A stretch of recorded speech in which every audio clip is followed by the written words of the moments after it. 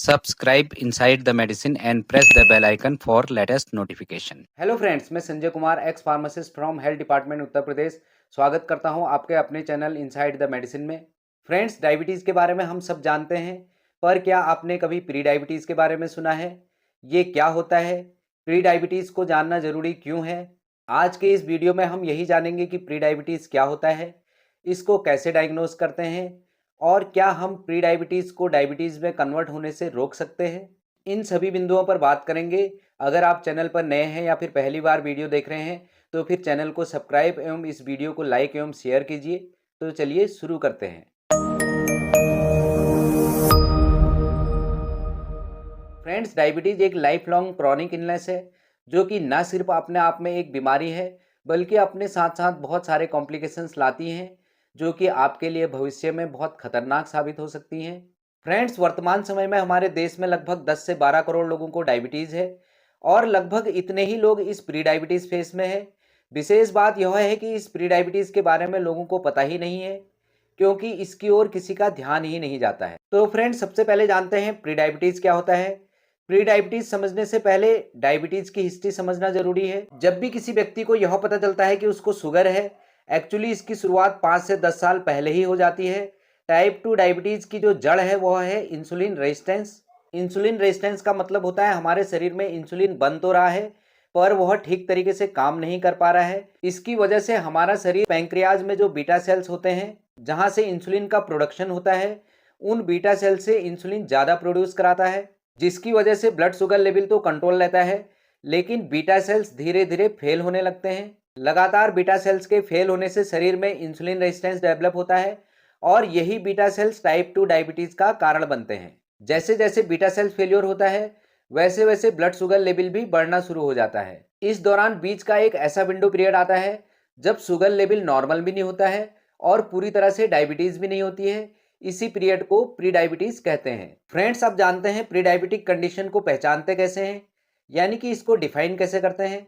जब भी किसी व्यक्ति का फास्टिंग ब्लड शुगर लेवल 110 से 125 mg पर डीएल के बीच में होता है और खाना खाने के 2 घंटे बाद 140 से 200 mg पर डीएल के बीच में होता है, या फिर HbA1c 5.7 से 6.4 तक हो, इनमें से कोई भी एक कंडीशन होती है तो फिर उसको प्री डायबिटीज कहते हैं।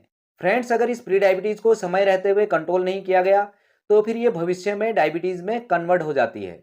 अब बात करते हैं कि कैसे पता चलता है आपको प्री डायबिटीज है, यानी कि इसके सिम्टम्स के बारे में।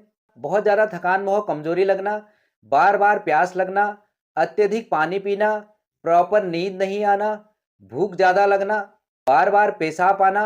इसके अलावा एक और भी साइन देखने को मिलता है जिसे हम एकैंथोसिस नाइग्रिकेन के नाम से भी जानते हैं।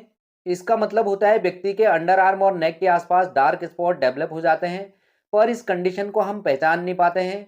पता तब लगता है जब ब्लड शुगर लेवल बहुत ज़्यादा हाई हो जाता है, यानी कि डायबिटीज़ हो जाती है। फ्रेंड्स, इसके लिए टेस्ट क्या किए जाते हैं? इस तरह के सिम्टम तो बहुत सारी और कंडीशन में भी देखने को मिल सकते हैं। जैसे हम अत्यधिक वर्कआउट कर रहे हैं तो कमजोरी व थकान लग सकती है, प्यास भी लग सकती है। तो इसके लिए स्पेसिफिक टेस्ट क्या होते हैं जिससे हम प्री डायबिटीज़ की पहचान कर सकें। फ्रेंड्स, जैसे कि हम पहले भी बात कर चुके हैं, अगर कोई व्यक्ति अपना random blood sugar level check कराता है, यानी कि कभी भी और किसी भी वक्त अपना ब्लड शुगर लेवल चेक कराता है और वह 140 से 200 mg पर डीएल के बीच में आता है, या फिर उसका फास्टिंग ब्लड शुगर लेवल 100 से 125 mg पर डीएल के बीच में आता है, इसके अलावा HbA1c 5.7 से 6.4 के बीच में आता है, तो फिर उसको प्री डायबिटीज हो सकती है। इसके अलावा एक और टेस्ट भी किया जाता है, ओरल ग्लूकोज टॉलरेंस टेस्ट। इसमें व्यक्ति को एक स्पेसिफिक अमाउंट में यानी कि 75 ग्राम ग्लूकोज पिलाया जाता है और उसके 2 घंटे बाद ब्लड शुगर लेवल चेक कराया जाता है। अगर वह 140 से 199 mg पर डीएल के बीच में होता है तो भी ये प्री डायबिटिक कंडीशन होती है।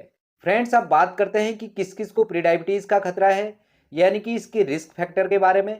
सबसे पहले एज रिलेटेड, यानी कि किसी व्यक्ति की आयु 40 से 45 के बीच में है तो फिर उसको प्री डायबिटीज़ का खतरा रहता है। दूसरा हेरिडिटरी, यानी कि परिवार में पहले से ही किसी को डायबिटीज़ हो तो फिर ऐसे लोगों में प्री डायबिटीज़ का खतरा नॉर्मल से ज़्यादा रहता है।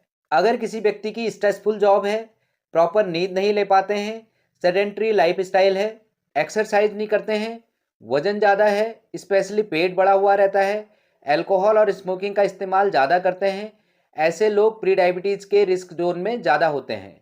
इसके अलावा महिलाओं में पीसीओएस यानी कि पॉलीसिस्टिक ओवेरियन सिंड्रोम या प्रेगनेंसी के दौरान बढ़ने वाला शुगर लेवल यानी कि जेस्टेशनल डायबिटीज़ वाली महिलाओं को भी प्री डायबिटीज़ का खतरा बना रहता है, जो कि आगे चलकर डायबिटीज़ में कन्वर्ट हो सकती है।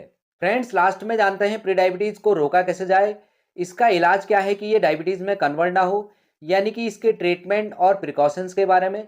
इसके लिए सबसे पहला स्टेप्स है वेट लॉस, यानी कि अगर आप अपना वजन 5% भी कम कर लेते हैं तो फिर आप प्री डायबिटिक कंडीशन से बच सकते हैं। रोज़ सुबह लगभग आधा घंटे एक्सरसाइज करें, घूमने जाएं, हेल्दी डाइट लें, जैसे कार्बोहाइड्रेट कम लेना चाहिए, फैटी फूड यानी कि बाहर की चीज़ें जैसे chow mein, momos, fried food, processed food, cold drink एवं डिब्बाबंद खाना कम खाना चाहिए। इनकी जगह में फाइबर फूड जैसे हरी सब्जियां, फल और साबुत अनाज का प्रयोग करना चाहिए। एक बार में लगातार बहुत ज़्यादा खाना नहीं खाना चाहिए। अत्यधिक तनाव से बचना चाहिए। अल्कोहल व स्मोकिंग का इस्तेमाल कम करना चाहिए या फिर छोड़ देना चाहिए। अगर उसके बाद भी प्री डायबिटिक कंडीशन नॉर्मल नहीं हो रही है तो फिर अपने डॉक्टर से सलाह लेकर कुछ दवाइयाँ जैसे मेटफॉर्मिन 500 mg कुछ दिनों तक लगातार लेने से प्री डायबिटीज़ ठीक हो सकती है। फ्रेंड्स, इन स्टेप्स को फॉलो करने से प्री डायबिटीज़ के रिवर्स होने के चांसेस अधिक होते हैं और भविष्य में डायबिटीज़ के खतरे से बचा जा सकता है।